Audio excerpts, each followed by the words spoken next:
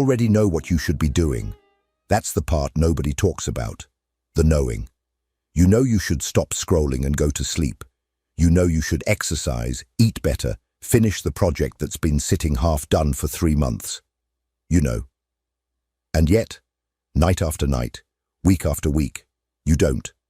And the story you tell yourself to explain that gap between what you know and what you actually do is always some version of the same thing.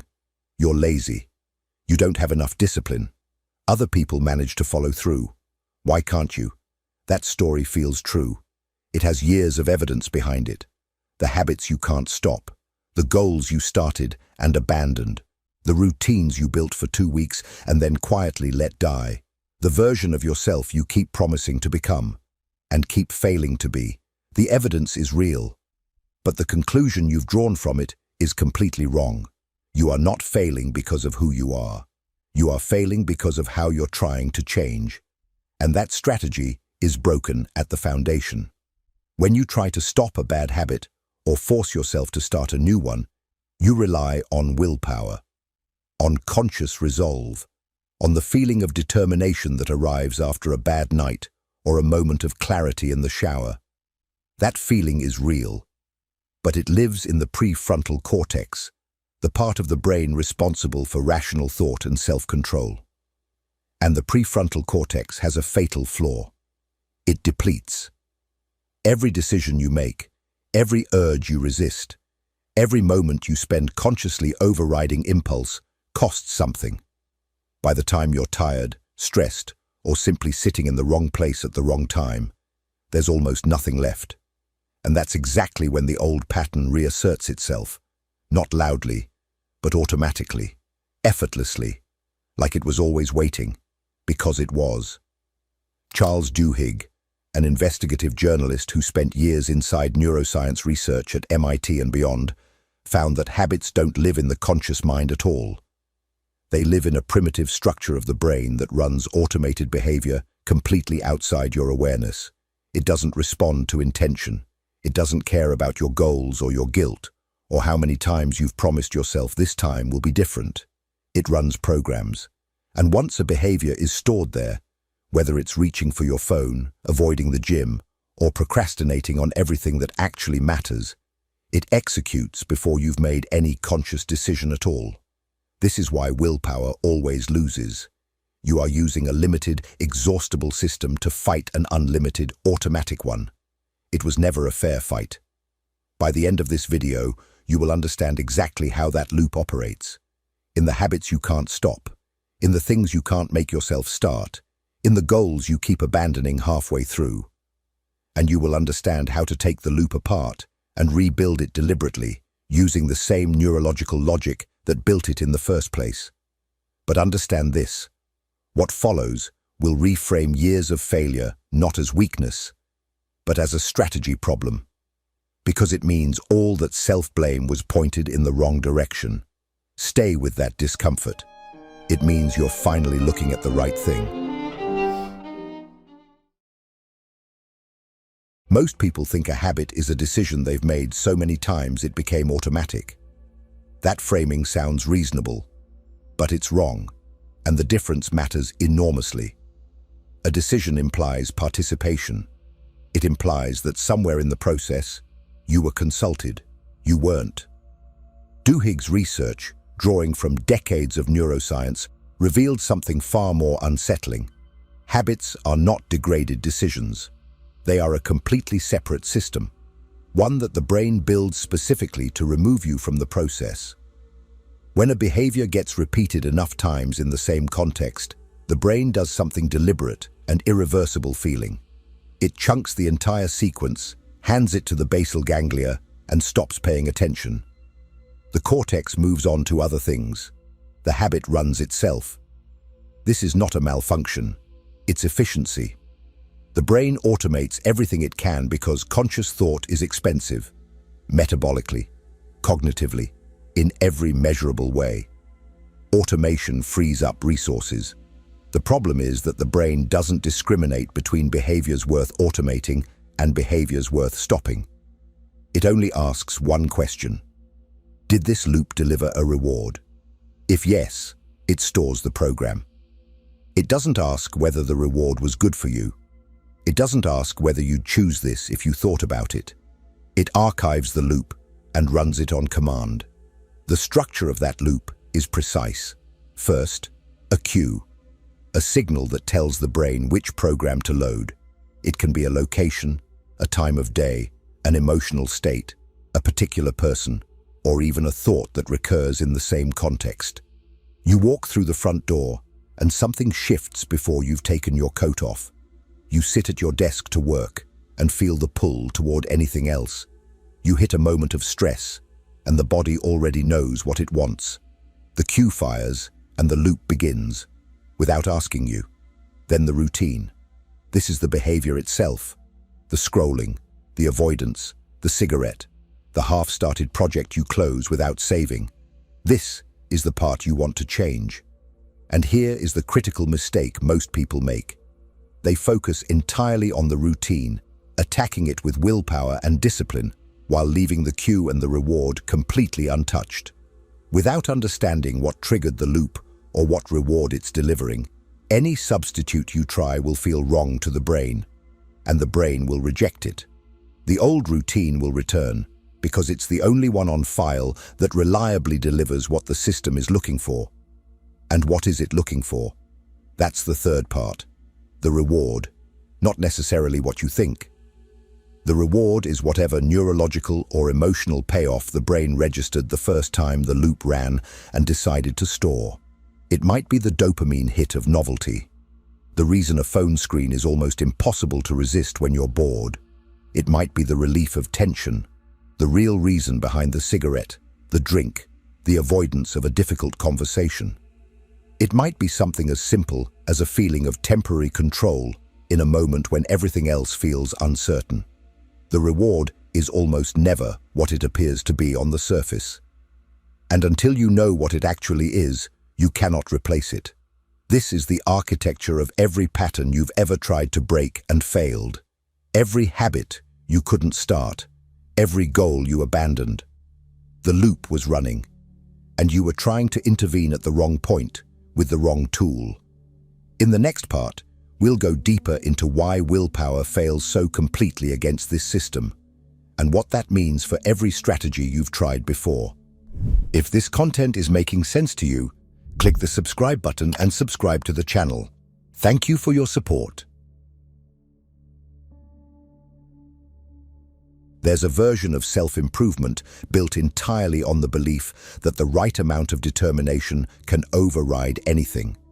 That if you want it badly enough, if you feel the shame deeply enough, if you make the promise seriously enough, the behavior will change. That version is not just ineffective, it is neurologically illiterate. Here is what happens in your brain when you try to resist a habit through sheer force. The cue fires, the basal ganglia loads the program, and your prefrontal cortex, the seat of rational thought, long-term planning, conscious self-control, tries to intervene. It steps in front of the routine and says, "Not this time," and sometimes it works. In the morning, when you're rested and the day feels full of possibility, it works. When the stakes feel visible and immediate, it works. But the prefrontal cortex is running on a finite budget. Every intervention costs something. Every act of resistance draws from the same pool that powers every other decision you make. What to eat, what to say, how to respond, what to prioritize. That pool is not unlimited. It depletes across the day, across stress, across anything that demands cognitive effort. And when it runs low, the basal ganglia doesn't get weaker, it gets louder. This is what researchers call ego depletion, and it explains something you've probably noticed without having words for it. Your habits are hardest to resist exactly when you're most tired, most stressed, most overwhelmed. Not because those moments make you weak, because those are the moments when your conscious override system has the least left to give. And the automated system has been waiting patiently the entire time. The gap isn't a character flaw. It's a resource problem, and it goes deeper than fatigue. The basal ganglia, once it has stored a loop, does not forget it. This is one of the most important and least discussed findings in habit research. Old habits don't disappear. They go dormant. The neural pathway carved by years of repetition doesn't dissolve when you stop the behavior. It remains, encoded, waiting for the cue to reactivate it. This is why people who quit smoking for years can relapse from a single stressful afternoon. Why someone who hasn't touched alcohol in months can find themselves at a bar almost without knowing how they got there. The loop was never erased. It was only suppressed by a prefrontal cortex that, under enough pressure, finally ran out of fuel. Willpower was never fighting the habit. It was only delaying it. This is the truth that makes people angry when they first hear it, because it strips away the framework they've used to understand their own failures. If willpower isn't the answer, then what were all those failures actually about?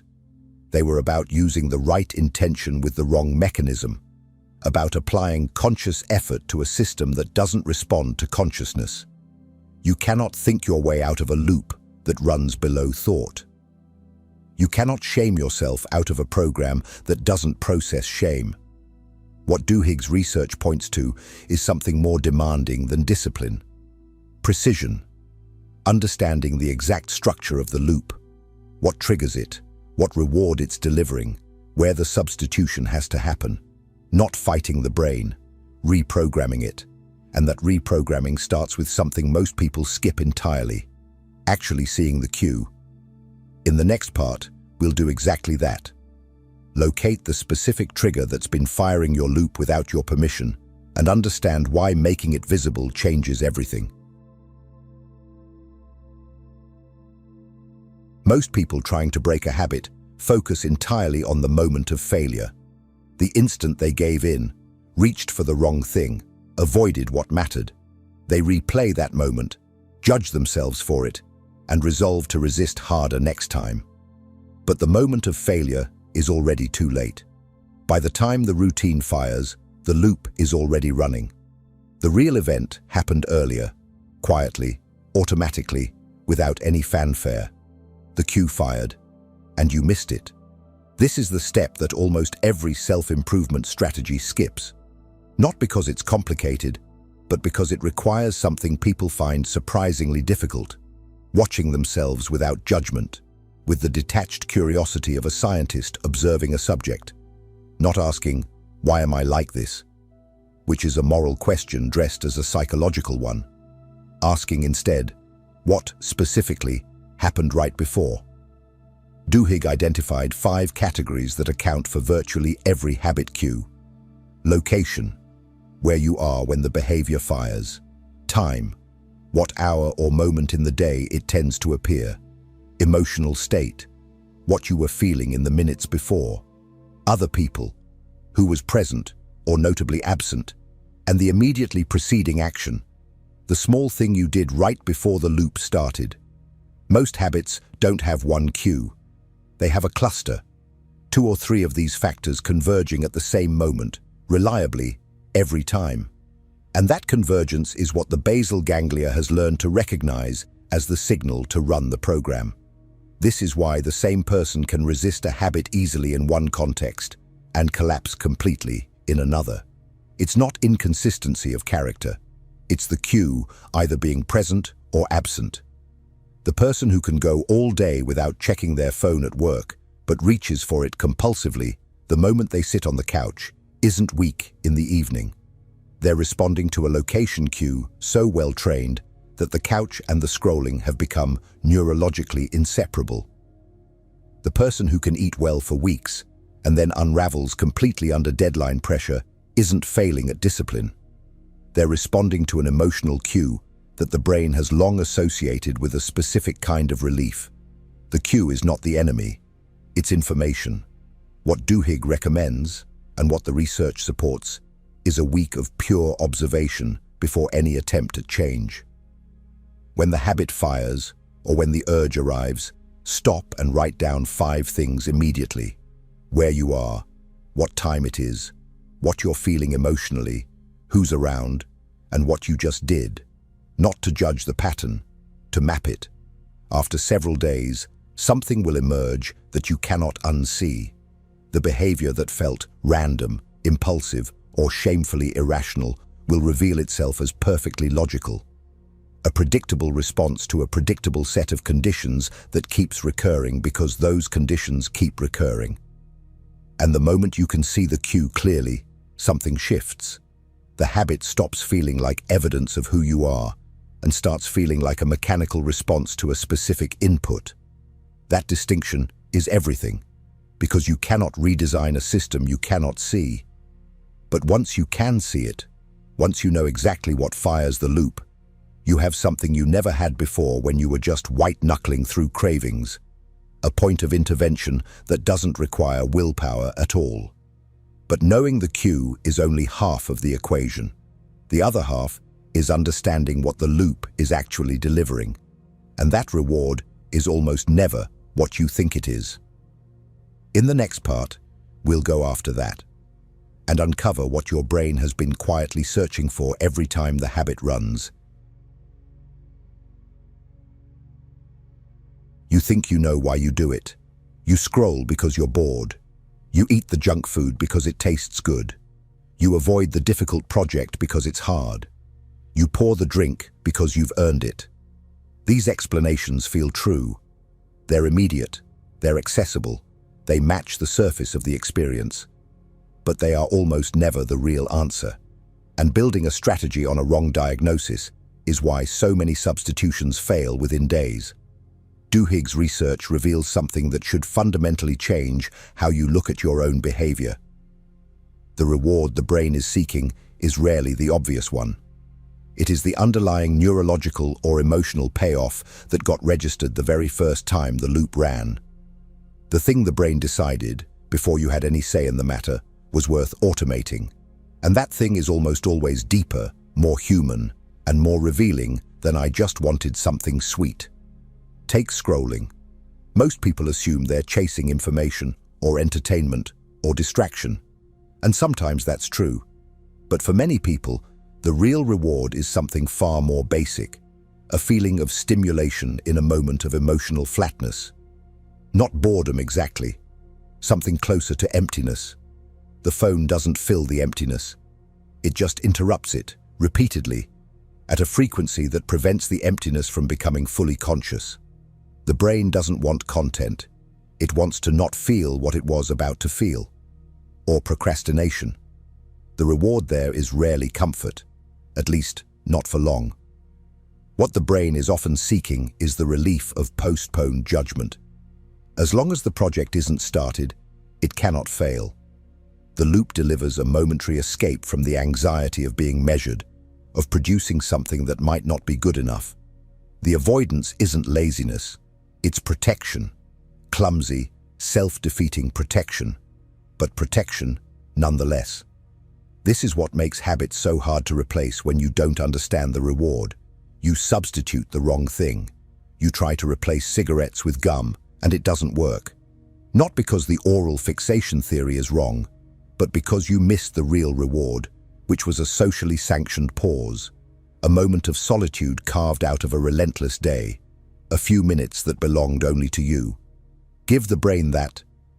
A genuine pause, a walk, 2 minutes outside, and it accepts the substitution.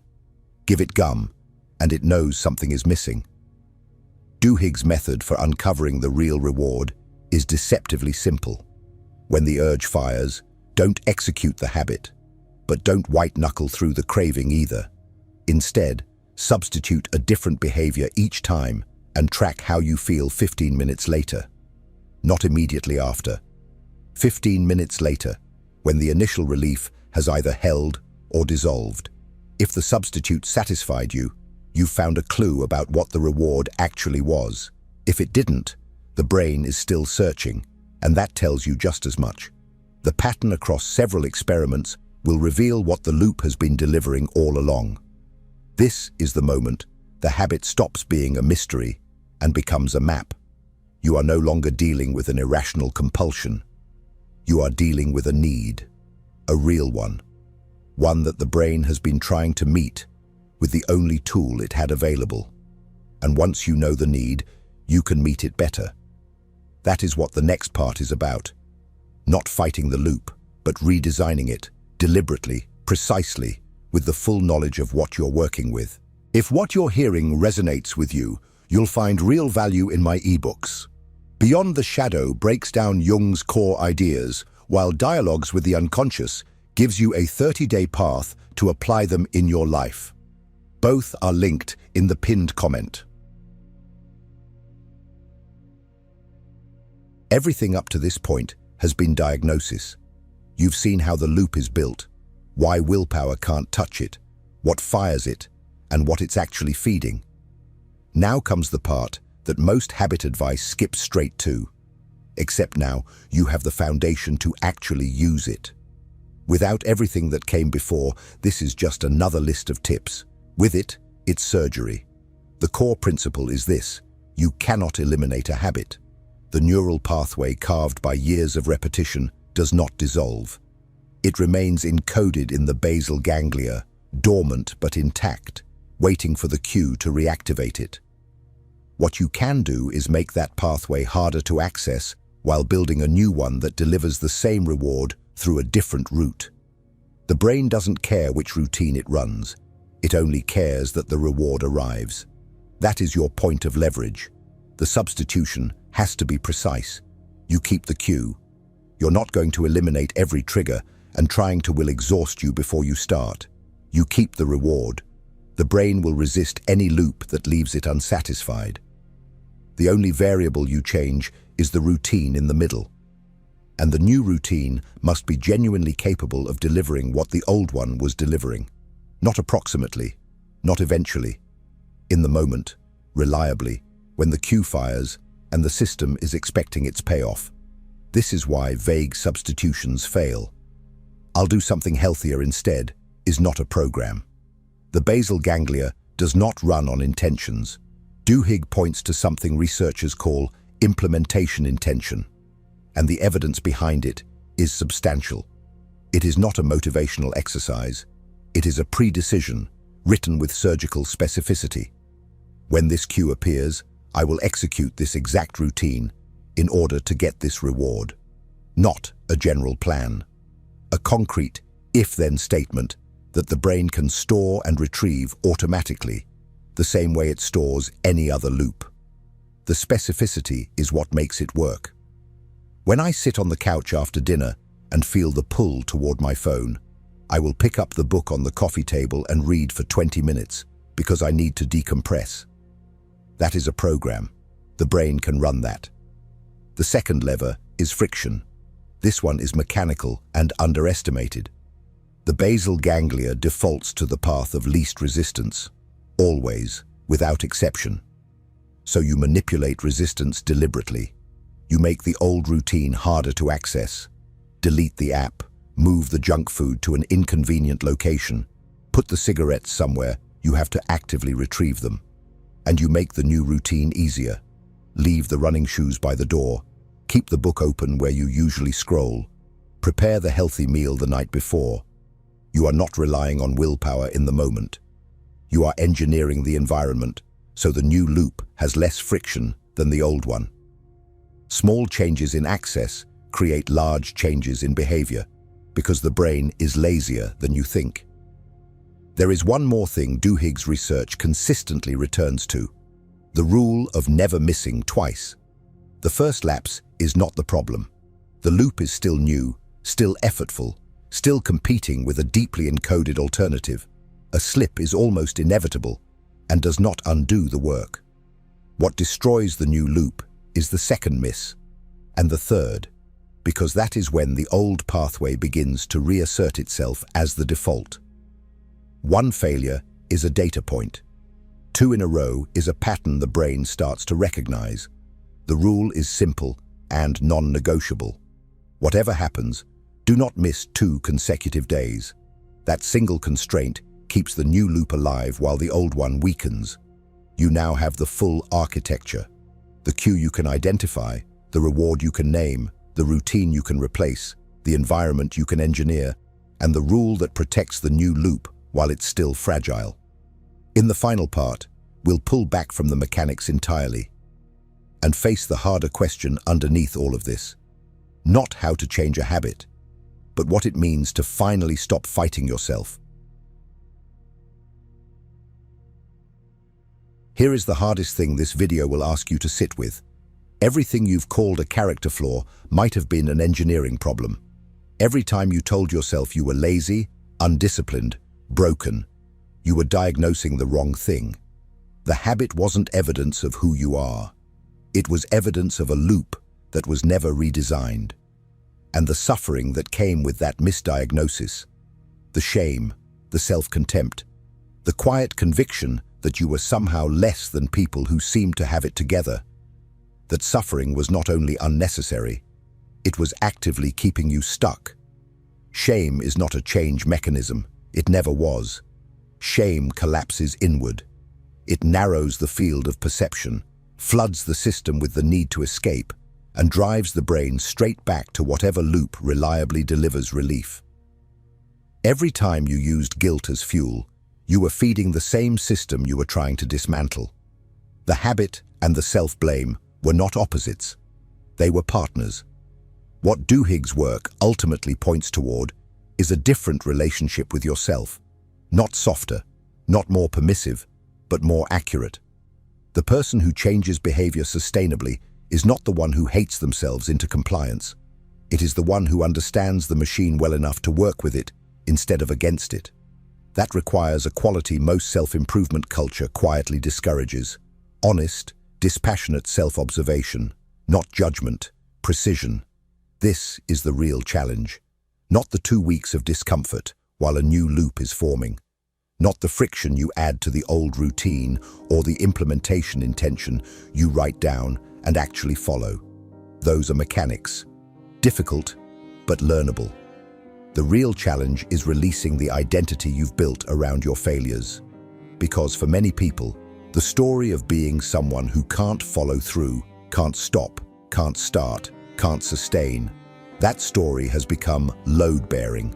It explains things, it sets expectations, it protects against the risk of trying seriously and failing seriously. Dismantling the habit means dismantling the story. And that is a different kind of work entirely. You are not a person with bad habits. You are a person with unexamined loops. Loops that were built by repetition, reinforced by reward, and left running because no one ever showed you the off switch. Now you've seen it. The question is whether you'll use that knowledge or file it away with everything else you already know and don't act on. That choice, the one between understanding and actually doing, is the only place in this entire process where character actually matters. The work begins not with a new routine, but with a notebook and 5 minutes of honest observation. Map the cue, test the reward, write the implementation intention, engineer the environment, protect the new loop. Not because it's easy, it isn't, but because the alternative is another year of the same cycle, the same shame, the same gap between who you are and who you know you could be. That gap doesn't close on its own. If this landed somewhere real, leave a comment with the one habit you've been misunderstanding. Not the behavior, but the reward underneath it. What has the loop actually been feeding? Name it. That act of naming is the first intervention. And if you're ready to go deeper into how the mind builds the patterns that shape everything, your relationships, your ambitions, your capacity to change, the next video is already waiting. Don't stop here. You're just getting started.